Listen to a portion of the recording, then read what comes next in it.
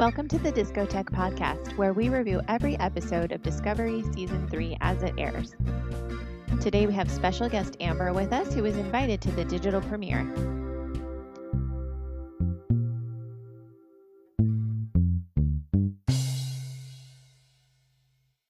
What was the premiere like? Tell us about it. Yeah. It was so awesome. I had so much fun. I wasn't even sure what to expect because, it's a virtual premiere. Like I was expecting to just kind of like, oh, here, watch it, now go away. You know what I mean? Like I didn't know how they were going to do it, or if maybe it was like, here, watch this, and then here's some pre-recorded stuff we did with the actors, which is still cool. But no, they actually, like, we watched the first episode. That's the first thing we did. And then after that, they had like little breakout rooms that you could choose to go into. And like one of them was the cosplay catwalk. So they had, all the people that submitted for the costume contest. They had like a little slideshow, and someone all dressed up as an Endorian, which I could never do because that's way too much I don't wear regular makeup, let alone all the blue. That's a lot. They were on point. They looked amazing. And they were the one like narrating it and saying, oh, this is so-and-so, he's dressed as da-da-da, And then in the other room, they actually had they were talking to, like when I hopped into there, they were in the middle of talking to Mary Wiseman, and they were actually like responding to the chat, so they, and the people were popping into the chat too. Like we saw Alex Kurtzman in the chat. We saw Sonequa Martin Green in the chat. Wilson was in there. Like a whole bunch of people were showing up, and we were like, oh, then you'd see the chat go, everybody's like, oh my God. That's so cool. It was a lot of fun. We did that. And then after all that, they showed us the second episode, which we weren't expecting at all. Wow. We thought it was just the first episode. And then we thought, oh, maybe we're just previewing this. And no, they showed us the entire second episode too. Wow. And during that, we still had the chat room open. So we were like chatting with each other while watching the second episode. It was a communal experience. It was really cool. I miss awesome. watching things with people. Yeah. Right? Yes. Yeah, with me, like I've got my family, so we watch Lower Decks. That's the Trek show that like my daughter will actually get mad at me if I watch it before she gets to watch it. Like she wants to watch it with me. Oh, nice. Start them young. Start them right. Yeah. Well, because she's 17 now, but I did start her young. With TNG, I would turn on, I think it was BBC, because they used to play a couple episodes of Next Gen. My dad originally showed me Star Trek, but like not nearly to the amount that I currently watch Star Trek.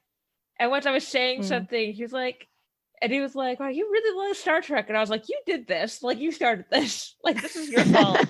My dad's who got me into Star Trek too. Yeah, for sure. I remember there was a point where we were arguing who knew more.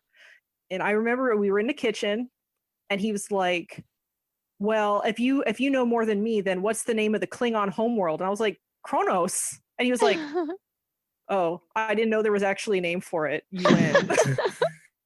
He was like trying to stump me. The student became the teacher.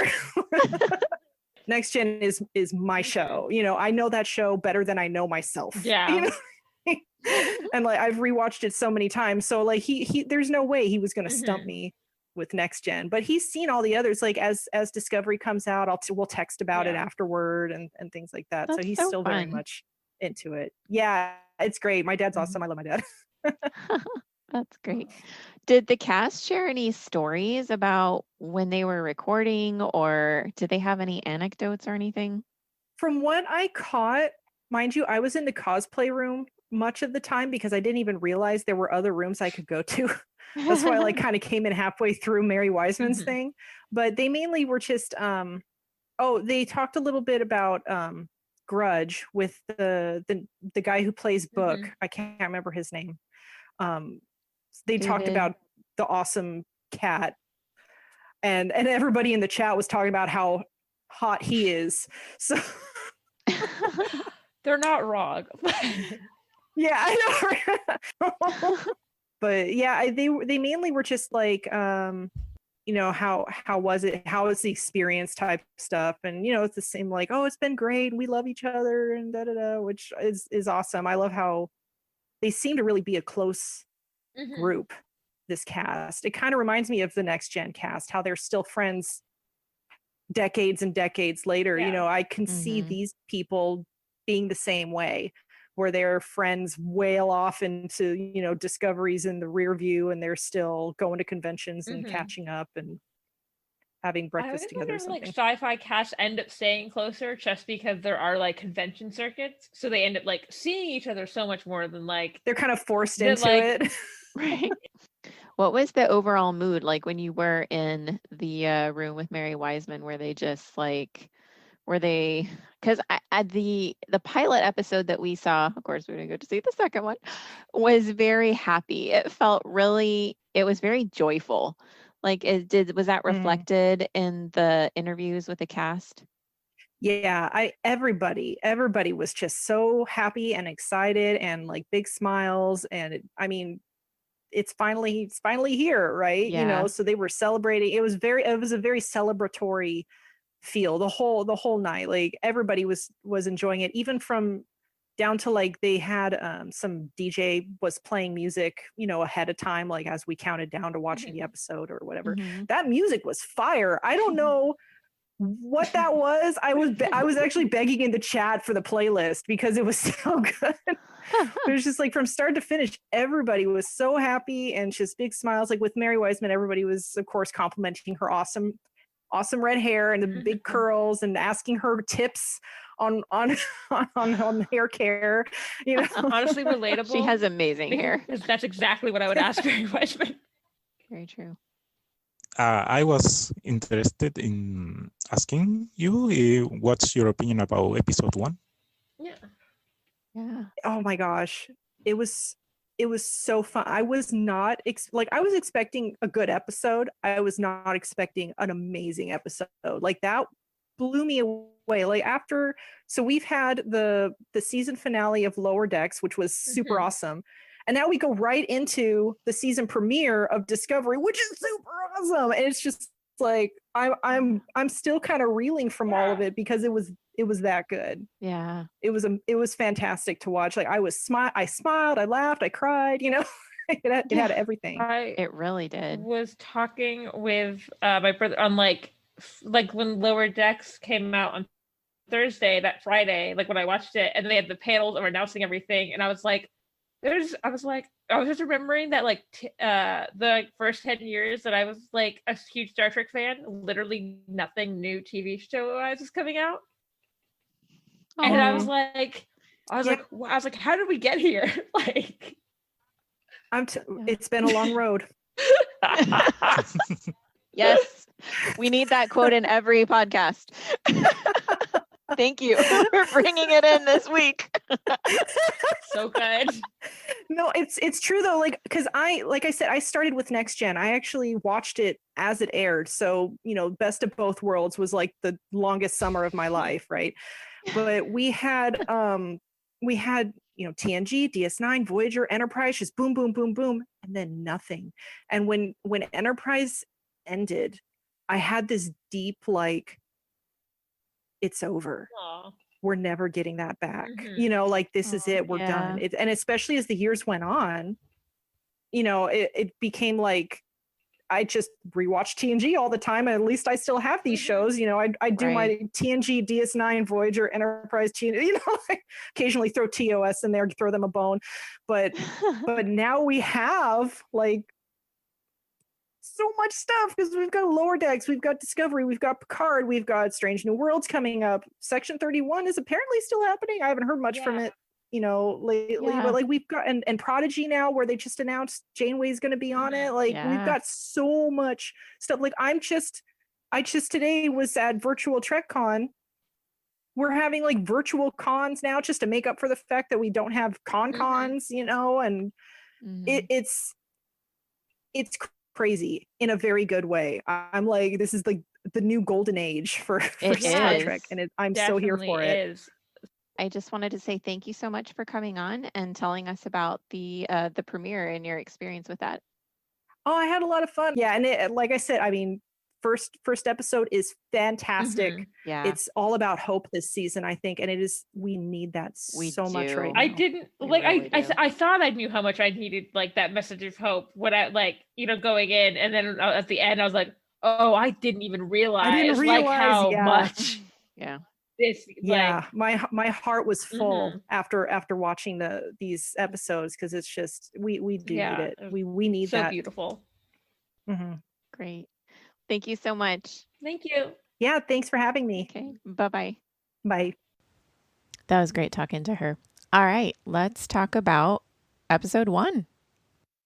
What were your first impressions of episode 1, season 3? I loved it so much. I think I was very surprised. It was more emotional than I anticipated. Yes. They definitely ratcheted up the emotion this season. Yeah, I think it was like a good mix of action and just like just really heartfelt. Yeah. I loved that moment where after she sends the suit to the wormhole and it explodes, they let her break down and have a moment, because I was thinking, and I was telling my husband as we were watching it, this is something you would not see in Next Generation. They wouldn't have had this total breakdown. Like, I don't know. And that goes to what we were talking about before, where these characters are a little more realistic and there's a price to be paid. But she's had like a huge emotional, like this she had to save the world, the whole universe. And that's what we've seen the whole season 2. And it brought them to this huge moment, going to this wormhole, and then she's alone, but they let her experience that. And we got to see her dealing with like just the release. And I was really glad because it made her seem real. I love that moment.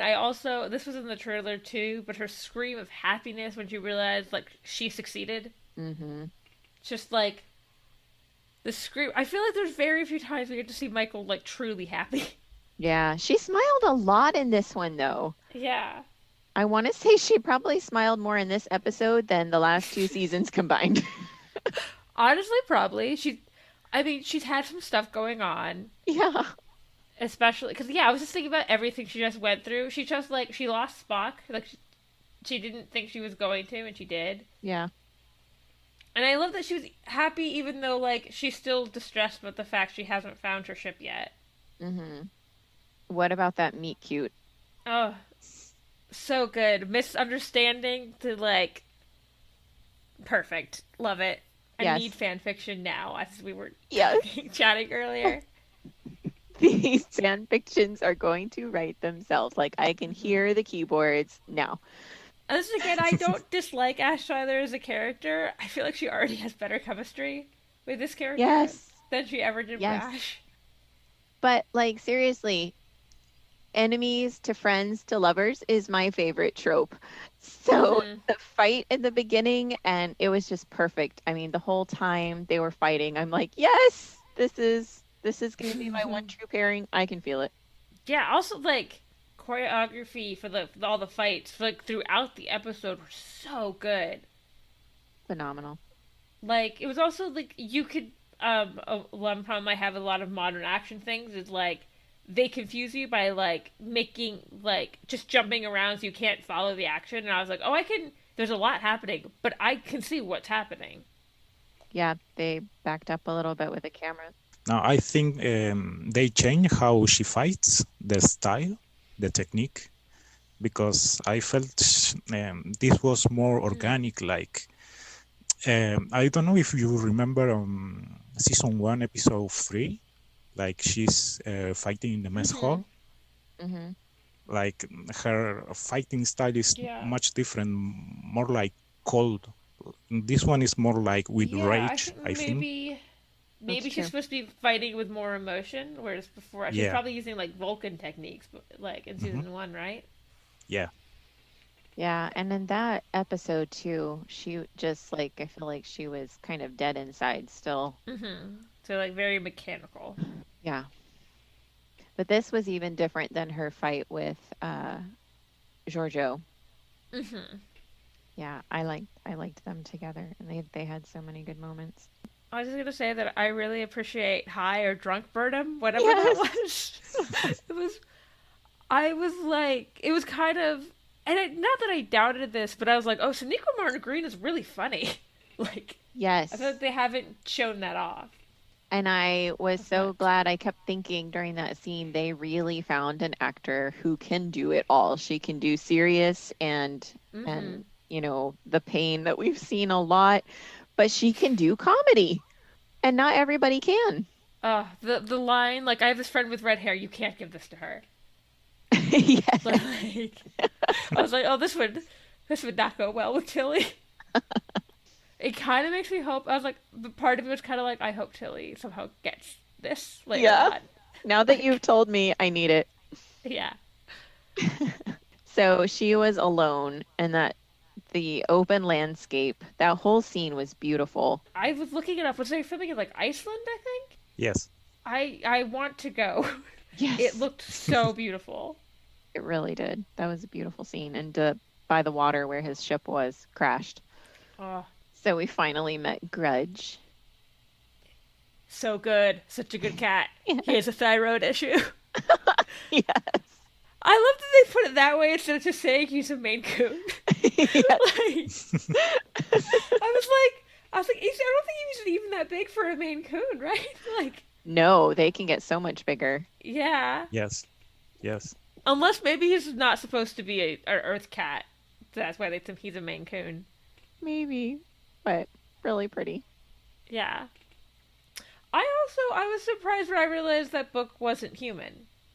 Yes, me too. 'Cause I I had thought, assumed wow, he was. they kept this a secret really well during Mm-hmm. during promos, because I didn't expect his forehead to light up blue at all. Yeah. Blue? Was it blue or red? No, I don't know. No, I'm trying to remember. Like orange. Okay. Yeah, I feel like orange. Yeah, that's what I was. I kind of remembered orange, but I was like, wait, was it blue or red? I threw out two Uh, options that were wrong. I think we all expect him to be human because were expecting that that planet was Terralisium, and it isn't. Mhm. Yeah, that's true. I also, I mean, and they've done this before, because, I mean, I could kind of tell from promos that he was probably going to be Michael's love interest. And I kind of I kind of expected them to stick to human love interest, because I feel like the only time they do, like, alien love interest is when it's, like, a very established character, like Worf. Mm. And I was like, oh, I like that. Like, her love interest isn't human, because why would it always be, like, human? Yeah. So that scene I called it the trading outpost, and we're thinking the name is the Requiem. I think so. Yeah. Yeah.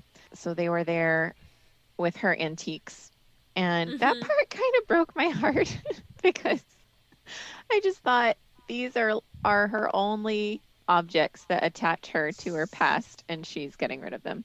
That was that. I was kind of like, I was like, keep your badge. Yeah, It was funny because I was thinking, I was like, are they really antiques? Like, have they changed that much? And then I was like, well, yeah, they've changed by the time of next gen. Like, exactly. Yeah, they I was already like, who were. can only imagine how much they've changed, like, since then? Right. I like the idea of, like, portable transporters. Like, yeah, that would be the thing. They'd be like, we still want to transport, we don't want to have to go stand on a pad. Yeah, and in Picard, they had the transporters, but they were like little metal detectors. Yeah. And so it was already kind of smaller or less Mhm. established than a transporter room. Yeah. So yeah, you can see how that progressed even more. I also liked that there was, like, some limitations to it. They're like, it has to charge. Yes, exactly. Okay, that way you can't just, like, that way you just don't have Q-like abilities with it. It's just, like, bouncing around. Also, they were tracking them somehow, which I wasn't clear on how they were doing that. I wasn't clear. Something to do with transporters. I guess either maybe it's the, like, whatever the equivalent to transporter logs are with the portable ones. Yeah. And then so they went from fighting each other to fighting together. And those scenes Oh, were very well choreographed. his, like, wink where they was like, I guess we're gonna fight them now was Yeah. so good. I think that was maybe the moment where I was like, "Oh, I'm shipping this now." Like I went from very like they want me to ship this to like, "Oh, I'm on board already. Okay, let's go." And then that worm, and when he said close your eyes, and I love that she trusted him and she was like, okay, all right, close my eyes. It kind of reminded me of like Indiana Jones, where it's like only the two good people are like, "Don't look at it." Like, and his connection to living things was really interesting, like when he brought up the plant. Yeah. I'm really curious how far that goes. I mean, is he, because he was saying he can feel everything, so is that like Deanna Troi and kind of her empathic abilities? How much does he feel? Did he feel her being alone and that's why he was like, okay, I'll help you? I kind of wondered if the reason he was like, "Oh, I don't want to know your name," I don't, because I was like, "Oh, if he feels that much, maybe he's like, I don't need extra connections." Yeah, self-preservation. Oh, I also just remembered the line where she said, "It's whatever is in the ship is temperature controlled, so it's probably ice cream." Yes. I love that reference because it was like the queen. Yeah. Oh, I was thinking of that character of Poe because she was talking about his dilithium recrystallizer, and we're like, "Hey, Poe made that." Yes, I thought about her like in the last season. So I thought, I want the story of how she finally trusts somebody, and then of course what she was afraid of. Yeah. Yeah. Oh, maybe. Oh, now I have a theory. Maybe it's the recrystallizing that made the burn happen. Yeah, it was like a little Easter egg that they left for us at the end of season 2, and it seems like a thread that they might pull on this time. So Starfleet has been decimated because of this. That makes sense, but I was like, it makes sense, but also I'm sad. Yes. It's been almost 1,000 years. It makes sense that like stuff happens. I mean, to the point. I'm thinking they had this down to the point that they had second contact ships. Like, yes. How could they just be destroyed? It is funny going from like lower decks to this, and you're like, yes.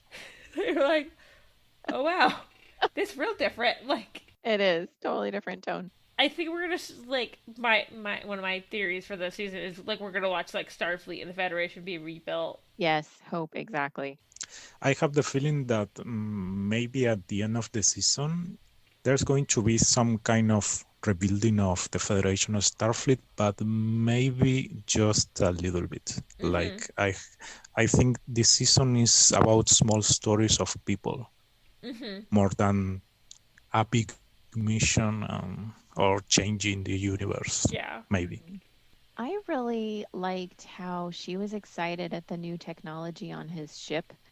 I was really excited because the first time we see it is the bed, and the first time she sees it is on Book's ship. I was just really grateful when I saw that, and when I saw her reaction, that they went so far in the future that we can enjoy this new technology without worrying about how does it fit in canon along with the other shows that we already had, because that was something that kept coming up with Enterprise and Discovery was, no, they don't have this later. Why does the ship look more modern? It shouldn't look this good. And all this, and all of that is off the table. They can have whatever they want. They can be as creative as they want to with, you know, as far as their imagination, the sky's the limit on the technology that they have now. Yeah. I also thought it was cute that like watching, like as like the audience got to be Michael. Yeah. Which is like really fun. Lewis, when do you think we're going to see Discovery? Do you think we're going to see it in season 2 or in episode 2, or do you think it's going to be a little longer? Maybe next episode. I think it will be great to see what happens to them. But also, I think we are going to see more about the crew, like how they are reacting to this new reality for them. Yeah. I feel like we're gonna see it next episode, but I feel like it's either gonna be the very beginning of the episode or the very end of the episode. I hope they take this opportunity to tell us more about the other crew members that we only meet like by name. Yeah, like our new characters, like Gray. Adira. Like called the ship a museum? Yeah. Oh, yeah. That was very funny. That they are from the future. that they did not come with them. That they're like, the ship is old. So when do you think they're all going to get their new looks? The dark black and lose their Starfleet uniforms? I wonder if they'll like switch between them. Yeah, because he was like, do yourself a favor, take the uniform off. Yeah. My theory is that like it's gonna take a second for Discovery to show up, and that's when like Michael's hair will change. Yeah, because in the promo, and I don't know if this is what's actually going to be like, but she does seem to be waiting for a while. Yeah. Yeah, I don't know. Maybe she's waiting like a couple of years. Yeah, I mean, if that's supposed to be her hair growing out. Yeah, if that's her hair growing out, that's a while. Yeah, that's like 3 or 4 years. Yeah. I mean, to be fair, we did see in like, I remember in like Voyager, they said they can grow people's hair fast, which is why Seven isn't bald for like a season. Oh, really? They have an answer for that? Yeah, they say something, I don't remember what they call it, but they say something like, oh, we can use like molecule regrowth something and have your hair, and then Seven has blonde hair in the next episode. Oh, wow. I had forgot all about that. Interesting. Yeah, I wonder if when they're on the ship, they're going to wear their uniforms, and then if they're out on a mission, they're going to wear the black coats. That would make sense. Yeah. Were there like any like returning aliens that you were really excited to see? Oh, well, okay. I had a question. Was this the first time that we've seen an Orion in person? Like, not a cartoon? No, they were definitely in the original series. Okay. Enterprise 2. Oh, okay. There is an episode of Enterprise on season 2, Borderlands. Oh, okay. There you will see a couple of Orions. Okay. What was the dynamic? Because Michael seemed surprised they were working with the Andorians. Like that joke that Tendi has, like, it's like some of us have been pirates for like 5 years. Right. The Orions are pirates, and they have the Orion Syndicate, like it's like a big space mafia. And by Deep Space Nine, they are quite powerful. So that's why she was surprised of seeing working with the Andorians. Gotcha. Anytime I see one of the aliens that like what Morn is, my mind goes Morn, and I go, what are they called? Like, I only remember by Morn. I don't remember the race. Because I was thinking, even obviously Romulans would be different because of like the events in like Picard, but like Romulans didn't use dilithium to travel by warp. They used like little mini black holes, which apparently was the less dangerous of the two options, which is a big surprise. Can Romulans still travel by space with their little mini black holes? All right. Final thoughts. That last scene was amazing, and I cried. Full on cried. Oh. I also think that actor for being like only in that beginning and that end scene, that actor was like really good at playing the emotion of like, oh my god, this thing I believe in is real. And just his little like, can you make me a commissioned officer? I was just like, it touched my little heart so much. He did a really good job portraying that too. Because like, yeah, exactly. He put a lot in a very short part. Yeah. Lewis? When I saw the first scene with that man, I was like a little surprised. And I didn't understand why they choose that scene, because we were waiting Michael flying or something like that, and they choose that. But when that finished, I understood that they were preparing for breaking our hearts. Because sometimes directors like doing that, like they set up something that you don't understand and then they break your heart. It's true. I figured, okay, we waited months. We can wait a little longer. Yeah. I'm like, I have to know what happened. The like one thing in the episode, and I wouldn't change a thing about the episode, but I was like, can we just have the second part now? Because I want to see Discovery. Yes, I miss them so much. It was funny though, because I was remembering, I was like, also, the first 2 episodes of this show called Star Trek Discovery also did not have Discovery in it. Yes, it was very paralleled with the first season. Yeah, the show takes its time with its storytelling. I think when we saw the premiere of season 2 and Pike did the roll call on the bridge, it was a way of saying, well, forget about season 1. We are going to do something different. Mhm. And now when Michael sent the time suit back and she said to the computer, please self-destruct, something like that. Mhm. I have the feeling that they are saying, well, forget about season 1 and 2. We are going to do something different now. That's true. I was so upset when she said self-destruct. I was like, no, this is your only computer. This is your only travel. Do not do this. She did. I know. Still, part of me is like, go get Pike. Like, save him from his fate, please. He's so brave, though. Mm-hmm. All right. Well, I can't wait to see the next episode. Same. I'm glad we're doing it like this, though, because it really does spread out the excitement instead of blowing this all in a week. We have weeks to enjoy this. I want it now, but also I know it's better for like discussion to have a week-to-week show. Yeah. I can't wait to talk to you guys after we see episode 2. I'm so excited that the season's like officially underway now. Yes. Me too. All right. See you later. Bye. Bye. Bye.